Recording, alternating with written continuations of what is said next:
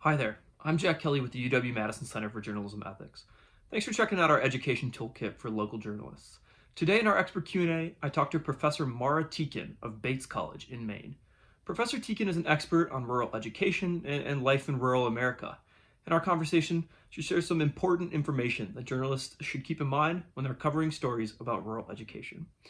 Here's my conversation with Professor Tieken. Hope you enjoy. Just to start, over the last year, lawmakers, educators, parents, pretty much everybody have expressed concerns about students falling behind during virtual learning. Mhm. Would you say that this is true and that this is the case among rural students?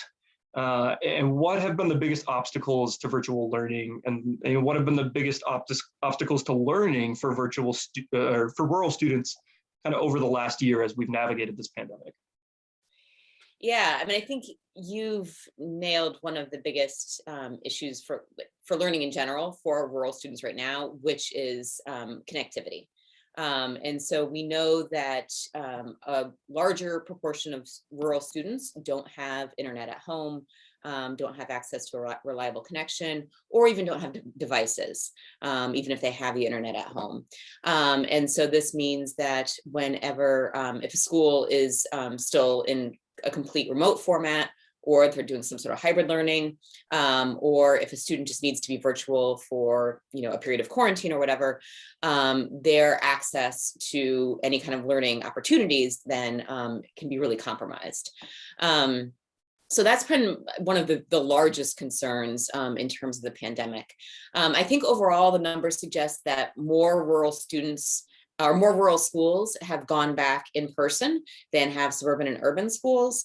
But in large part, that's because of the lack of opportunities that exist around remote learning for rural students. And of course, even within a district, this can really, really vary, where some students have it, other students don't.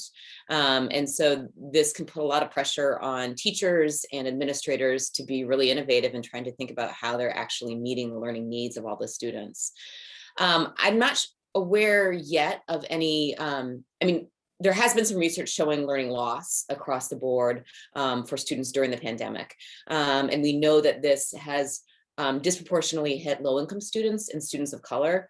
And I would expect to see those same that same disproportionality in rural places. I don't know if we know yet how rural versus urban or rural versus suburban students are doing in terms of some of that learning loss. But given the remote nature of much of our teaching and learning this year and the kinds of challenges that rural students have in accessing that, I wouldn't be surprised if we see that the pandemic has disproportionately hit rural students. And I guess one other thing I will say too is, there's been a lot of attention toward thinking about, standardized test scores, kind of K-12 learning. But another big indicator is looking at college access. And we do see college applications and college enrollment down among rural students right now. And so I guess, a natural follow-up to this is, most students, whether you're living in cities or in rural places, besides quarantine periods, if there's outbreaks in schools, are back to in-person learning. So what do they have to do now to catch up on some of this, learning loss that they've had over the last year? Is it just, kind of keeping going with what you do, or is there going to be like extra work needed to actually get back to the point that folks thought they would be at the start of 2020? I mean, I hope that we do that extra work. I think it's, we're still not out of the woods yet, just in terms of being able to provide a good education right now. And we've also then got to compensate for everything that's been missed. And so, I think we need to be having local and state and national conversations about, what do we do with this kind of learning loss? And also, I think this is really important. How do we do it in a way where students don't feel like it's punishment? Students, they've lost a lot this year, learning wise, educationally wise, but family members, mental health, their own physical health, their sense of safety and security. And so the learning loss is absolutely important. But I want to make sure that we're not just kind of getting butts in chairs over the summer, because, I don't think that's going to necessarily serve students well. So we need to be thinking really, really creatively about what we're going to do about that kind of learning loss. Sure. And I guess then, you make a good point there, and one that I think is often overlooked. Going to school and living in rural America, it's quite different than if, you go to school and live in Manhattan or a major metropolitan area. What do journalists often overlook about rural life, especially about going to rural schools when they're doing this kind of reporting, when they're reporting on education in places that, maybe aren't, where life is a lot different than being in a city? Can you, give us some of that context to kind of help provide some perspective about what's missed when journalists come to work on these kinds of stories, especially if they're not familiar with life outside of a big city? Yeah, and I think that's kind of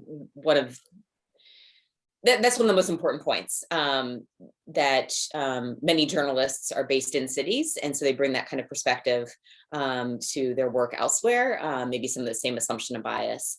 So I think one thing I would just say is that there are a lot of local journalists doing work in rural communities.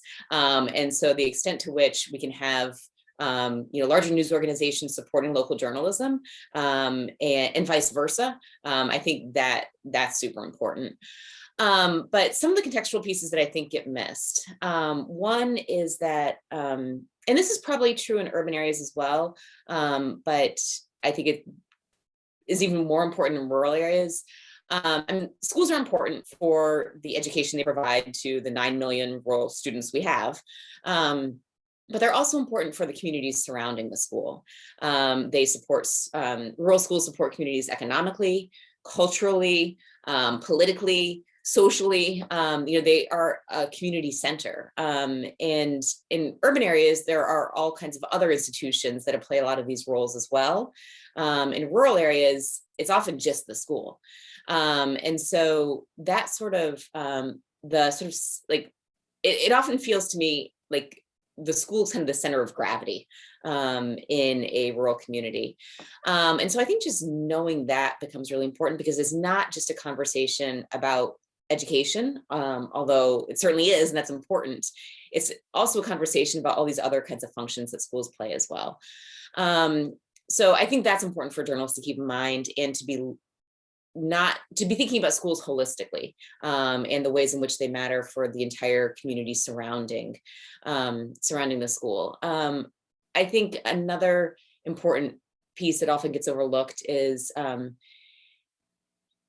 I think we've started to do better about this, but particularly a year or 2 or 4 years ago, the national narrative around rural communities was pretty unnuanced.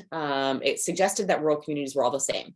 They, were either in a coal field or a cornfield. They were white, working class, conservative, Christian, and that depiction is probably true of some rural places. It's actually not true of most rural places. So, for example, we know that the rural communities are about 78% white, about 22% communities of color, and those those stories often get missed. Those communities get made invisible. Also, rural communities really vary in terms of socioeconomic background. We've got some quite wealthy rural communities, others, other quite poor rural communities. Rural communities rely on a whole variety of industries. And so the nuance often gets left out. And so I think I'd really encourage journalists to be thinking about what sort of expectations they're coming into a rural community with. Check those expectations, check those biases, maybe seek out some of the stories that don't often get told, and really be careful about, part of what ends up happening is we get sort of primed to hear a particular narrative. So then we look for communities that fit that narrative. And so finding out the other places that, for which those things aren't necessarily true, or we see some difference, I think that's going to make for a much more fulsome story about rural America than we currently have. Right. I think that context is often overlooked, and is really, really key to not just doing accurate journalism, but, doing, well thought out journalism, which I think sometimes can be missed, and it's definitely something to work on as a journalist myself, something to keep in mind. So Professor Yeah. Mara Tieken of Bates College. Professor, thank you so much for speaking with me. I appreciate your time. Absolutely. Thank you.